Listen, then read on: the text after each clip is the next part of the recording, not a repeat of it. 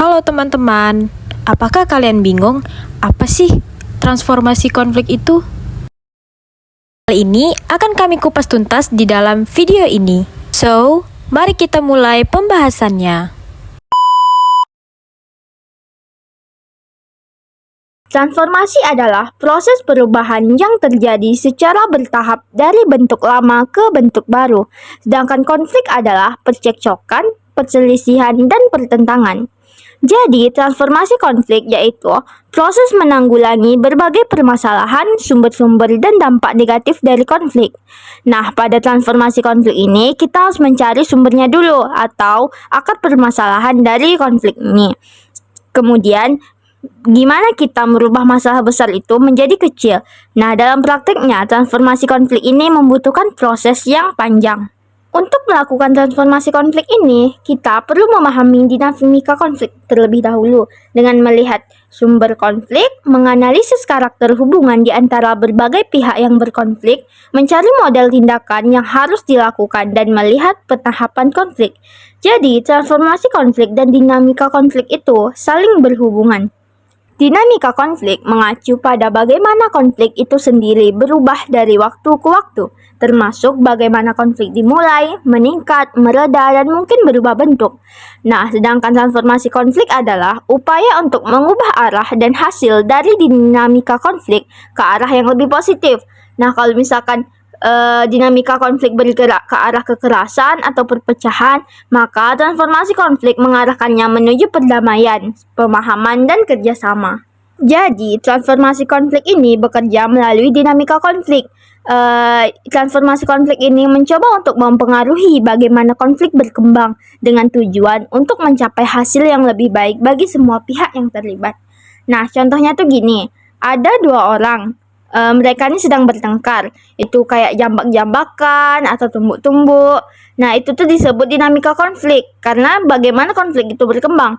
Nah, sedangkan transformasi konfliknya adalah seperti membantu mereka untuk berhenti berteriak dan berbicara baik-baik, mencari solusi bersama dan memperbaiki hubungan mereka. Nah, itu seperti mengubah arah dinamika konflik.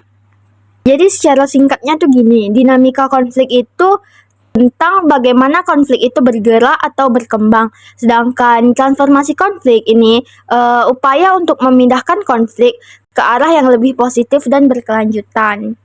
Menurut Paul Beher, dinamika konflik adalah suatu keadaan yang ditandai oleh eskalasi konflik atau peningkatan tindakan koersif antar pihak yang berkonflik hingga muncul aksi kekerasan dan deeskalasi konflik atau penurunan berbagai aktivitas tersebut. Yang pertama, prakonflik adalah tahap di mana awal mulanya sebuah konflik terjadi.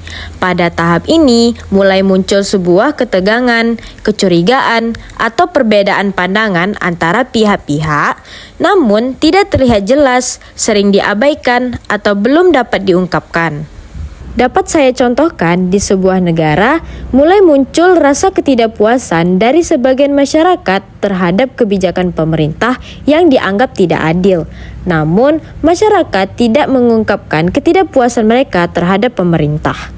Yang kedua, konfrontasi, di mana pada tahap ini konflik yang terjadi mulai muncul ke permukaan atau mulai terbuka yang dapat mengakibatkan terjadinya sebuah ketegangan.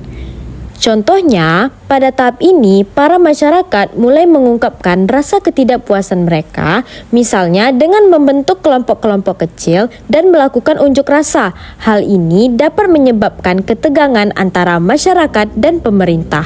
Ketiga ialah krisis atau puncak konflik, yang merupakan titik di mana sebuah konflik mencapai titik tertinggi atau intensitas tertinggi. Ini bisa terjadi ketika pihak-pihak yang berkonflik saling berhadapan secara langsung dan menggunakan segala upaya untuk memenangkan konflik tersebut.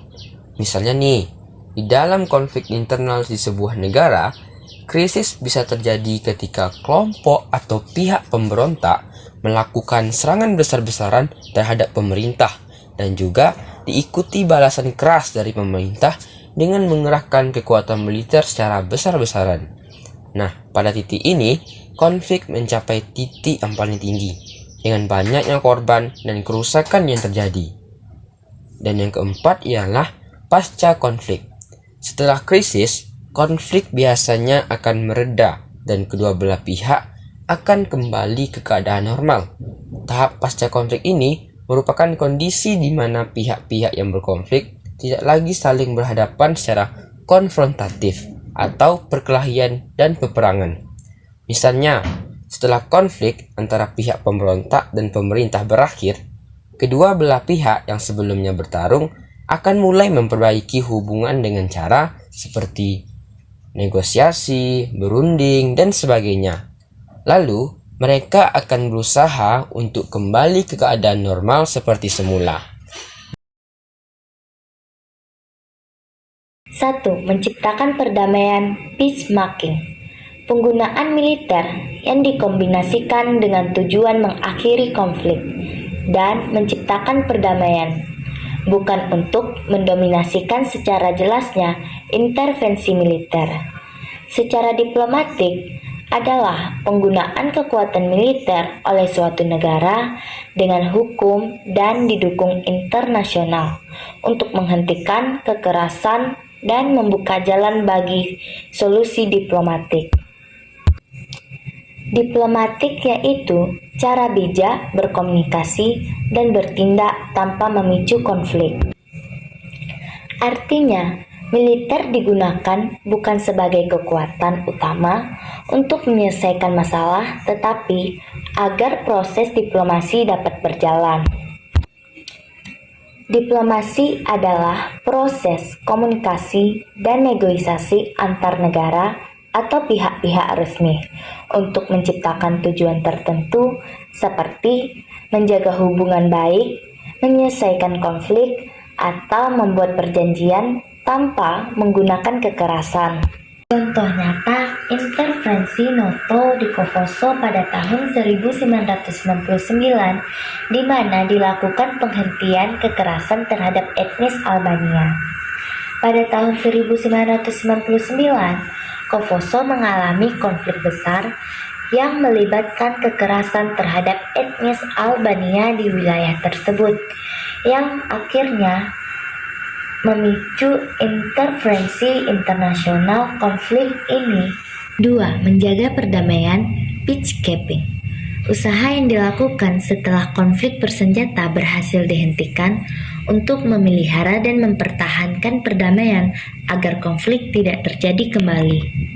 Intervensi di sini tujuannya bukan untuk berperang tetapi untuk mencegah kembalinya kekerasan antar pihak-pihak yang bertikai.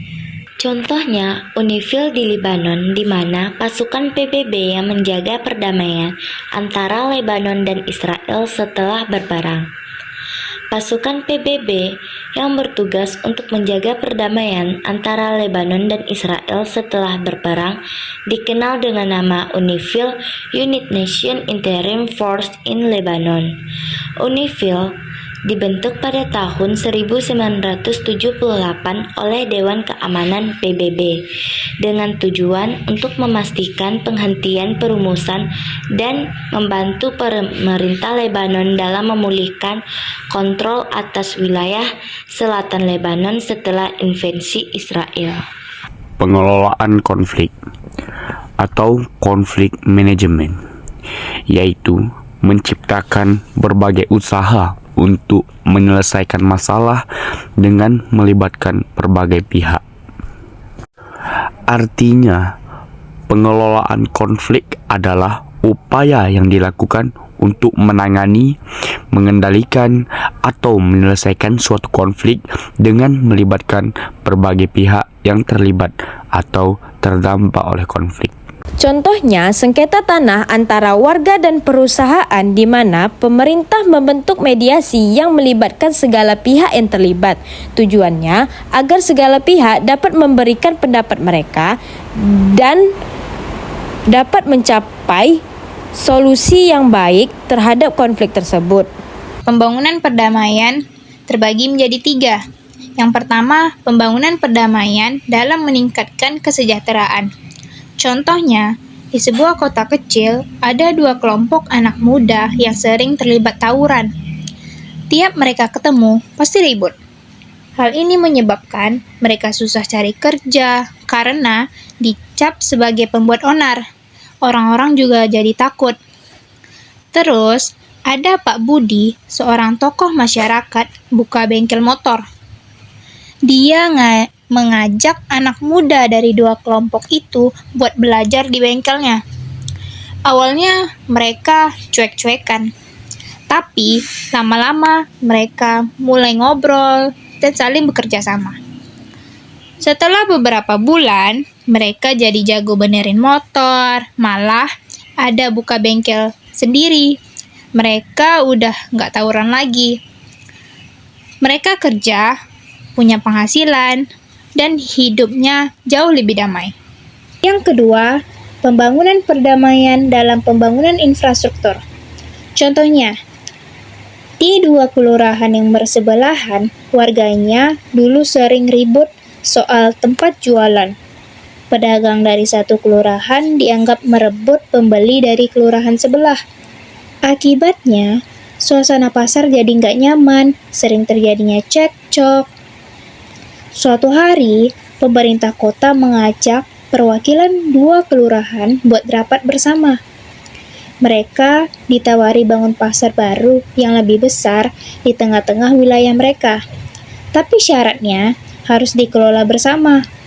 Akhirnya mereka setuju. Warga dua kelurahan ikut bantu bangun pasar.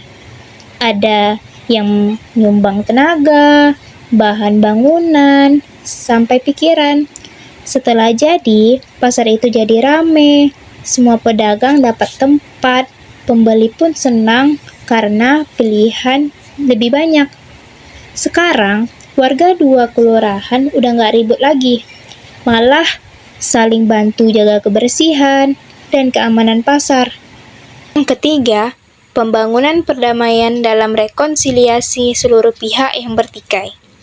Contohnya nih, di sebuah sekolah, ada dua geng siswa yang sering ribut gara-gara saling ejek di media sosial. Akhirnya jadi saling benci dan berantem.